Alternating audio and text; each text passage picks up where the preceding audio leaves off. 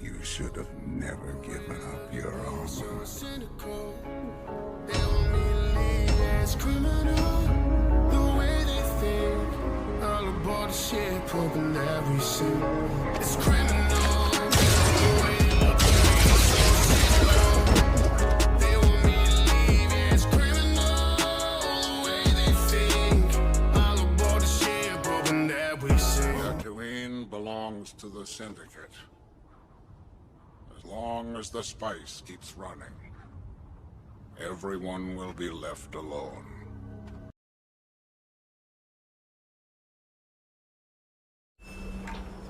There's a job title on Tatooine, Master Squeakums, and that person's job is to climb up and lube these whirligiggers. That person's currently doing a terrible job, which is why the Whirligigger Council is currently attempting to rally a political rival to rise in the ranks of the Maintenance Guild and usurp Master Squeakums. Normally, when Discount Jeremy says some dumb bullshit like this, I would stop him and say skip to spare you the mental pain of listening to him blabber on about nothing. However, I wanted you all to feel the same pain I felt when writing this script because I'm an asshole. It's all there. We'll leave the spice and take the credits back to Mos Eisley. Do you know where you are, gentlemen? Arrakis? Discount Jeremy makes a Dune pop culture reference that isn't a sin of the episode cliche. Make it through. They shouldn't have to think about it too much. There's 3 of them and 1 of him. I mean, I know Justified over there could probably take out all 4 of the Pikes before they could get a shot off, but they don't know that. How do you know that they don't know? We were never given any indication of how much they know, so maybe they've heard about Cobb Vanth through his reputation. I'm not necessarily saying you're wrong, but I am saying that you're making a baseless assumption.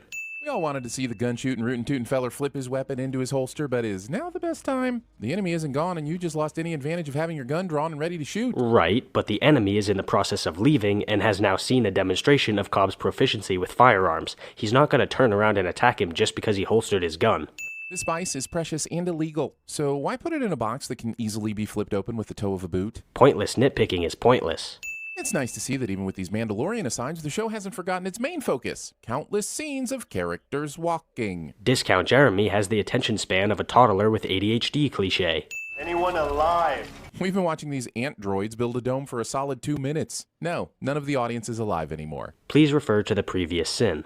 Oh, look, Grogu is distracted by a frog cliche. New cliches are so cute when they're young. Except that's not actually a cliche, so fuck you and your non-existent understanding of the English language. I appreciate that Book of Boba's trying to explain the frog raining scene in Magnolia, but let's face facts. That will never make sense. Discount Jeremy makes a pop culture. You know what? You already know what this sin is for. I don't want to say it. I want to tell you about someone you remind me of a great deal. His name was Yoda. He was small like you. He was also the same f***ing species, but for some reason creepy-looking young Luke is leaving that little factoid out. Why, creepy Luke? Why? The only reason this sin exists is so that Discount Jeremy could make a creepy Luke joke that wasn't funny. Seriously, what was the point of the sin? Did the show make a mistake by not having Luke mention Grogu's species? Why would that be a mistake? If you meet a Korean guy and then meet another Korean guy a few years later, you don't typically point out the fact that both people are Korean, cause that would be weird and you might get pinned as racist. Luke doesn't want to be racist. Size matters not. Luke, quoting Yoda, quoting my ex-college girlfriend, feels really strange in this show. Discount Jeremy makes a cringy college ex-girlfriend joke that isn't funny cliche. Also, Aaron has a micro-penis. Do you remember back home?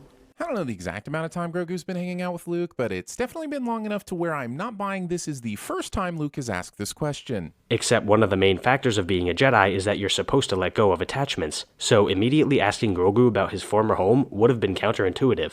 Then what are you doing here? Fan service, duh. Discount Jeremy sins fan service. There's nothing now, but will someday be a great school. And by someday, they mean later in this episode. We're not sure exactly how much time has passed because unlike other sci-fi shows, they're giving us 0 stardate indications. What? Are you dumb or stupid? He started the sin by saying that the school will be finished by the end of the episode, which is not true, so he's a liar. And then he complains about not knowing the time frame, which is kinda stupid considering it really doesn't matter. Mando is a dick to Grogu. Yeah, so long as you cut out the scene where Ahsoka explains to Mando why he should leave without seeing Grogu. Convenient how you didn't include that bit of dialogue.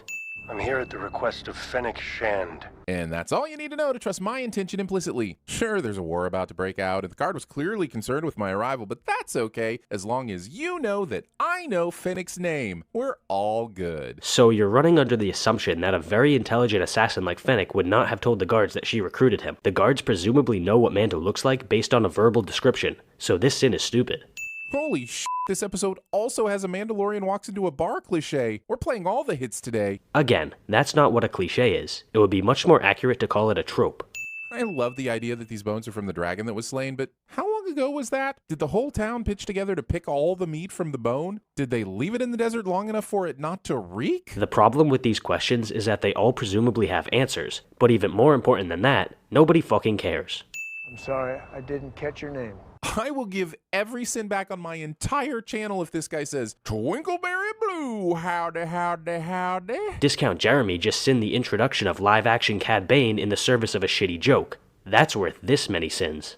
I mean, why wear bullets around your ankles? That seems like a very dangerous place that would be jarred and bumped often. Not to mention it's the furthest distance from the gun you'd need to reload. Guns in the Star Wars universe are powered by gas canisters and they don't use physical bullets. Therefore, these are not bullets, but gas canisters. And while they're not in a convenient spot for quickly reloading, he probably doesn't have any need to reload in a pinch, as the gas canisters can presumably last for a long time. It's pretty annoying that the first resemblance of what I would consider to be a great scene in this series takes place with less than 10 minutes left in the penultimate episode of the season. Discount Jeremy sins something he likes cliche. Wait!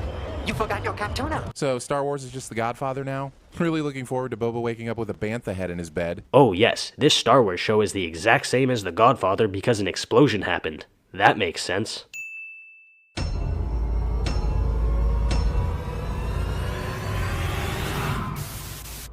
Whatever Fett is paying you, we'll match.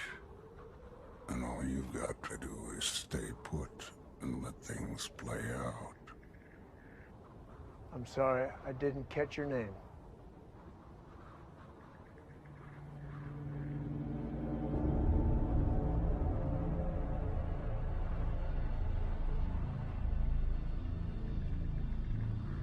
I'd be careful where I was sticking my nose if I were you.